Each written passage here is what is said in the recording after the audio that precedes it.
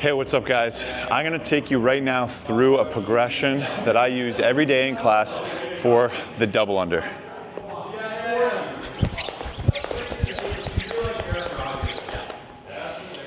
Now, the double unders are a super frustrating movement for athletes, including myself. When I first learned them, they were one of the most frustrating things to learn because it's one of those things where you kind of have them or you don't. There's never like a halfway.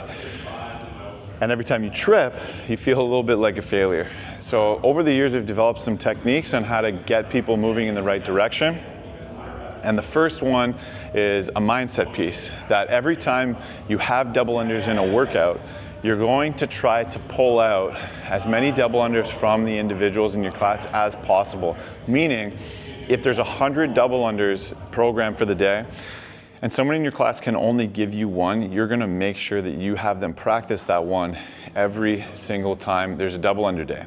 Because even though sometimes we say, hey, you should practice off hours in class, off outside of class hours, that's not actually the reality. Your athletes are not going home and practicing their double unders.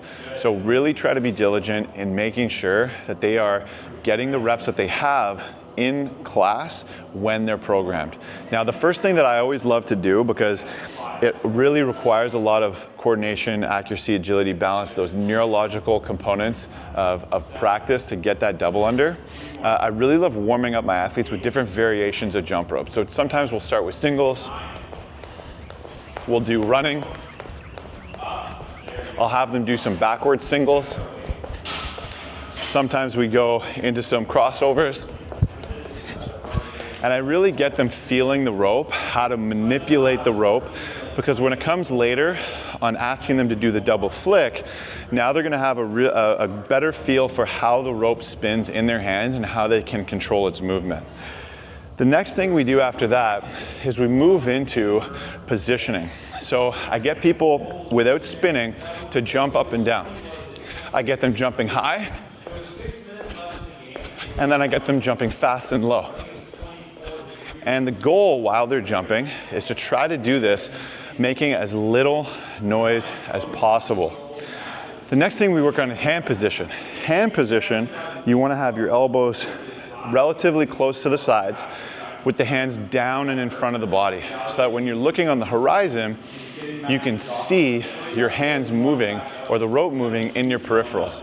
If I start to move my hands too far this way, I can no longer see in my peripherals. If I move them forwards, now I can see them. So that's a teaching component. I'm gonna have people move the handles back and forth while they're staring on the horizon to see what the best hand position is. From there, we're gonna do some singles.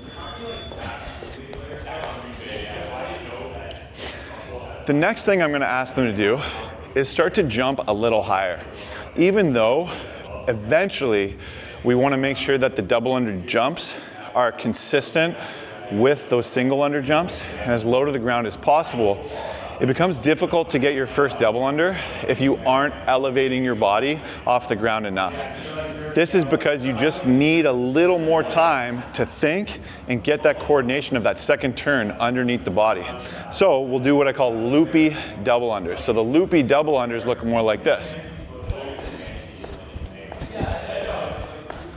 It's a higher jump with a slower rope spin. Once people get consistent with the loopy double unders, then it's time to go into a double under. Now my cue for them is simply double flick. I want them to count down by 5 reps, and on that 5th rep, I want them to go for a double flick as hard and as fast as they can. It looks something like this. Oh. 3, 4, 5. If they get it, then great. If they don't, we might try again. The next piece comes in trying to link them together. Obviously, some people in your class are going to be struggling with this, and they're going to stop here and continue to practice trying to get their first double under. The next athlete might need to start learning how to link them together, in which case you encourage them to go from a double under into a single. Keep the loopy singles when you're trying to transition out of that double under. It looks like this.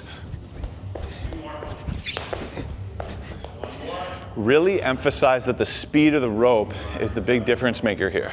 You want to go slow rope on the loopy singles, and then fast rope on the double under, back to slow rope on the singles. At that point, they can start making attempts into linking their double unders consecutively. The final piece that I'm going to touch on here is how to scale someone for a workout. Every single time I do double unders in class, I really try to make sure that every athlete is doing their own challenging number of double unders. We could say that 100 double unders might take an advanced athlete who's doing them unbroken anywhere from 1 minute to 1 minute and 15 seconds. If we stick with that shorter side on the minute, we could say that that same athlete could do 50 double unders in 30 seconds. So what I tend to do in class is I tend to do a 30-second double under test at the end of all my progressions. I put the timer on my watch and I have people do double unders. If they get close to 50, they've gotten themselves into that RX category and they can do the prescribed amount. From there, I do some simple math and I multiply the amount of reps that they get in that 30-second window and match that up with the stimulus for the day and what they should be doing in today's class. Some athletes only do 5 double unders for a set that RX would be 100, but guess what? Typically these athletes, by the end of the workout, after they've done multiple sets, they're actually doing more. And that's because we've given them an opportunity to practice. So use this progression, get out there, have fun with it. Let's do one last review before we go.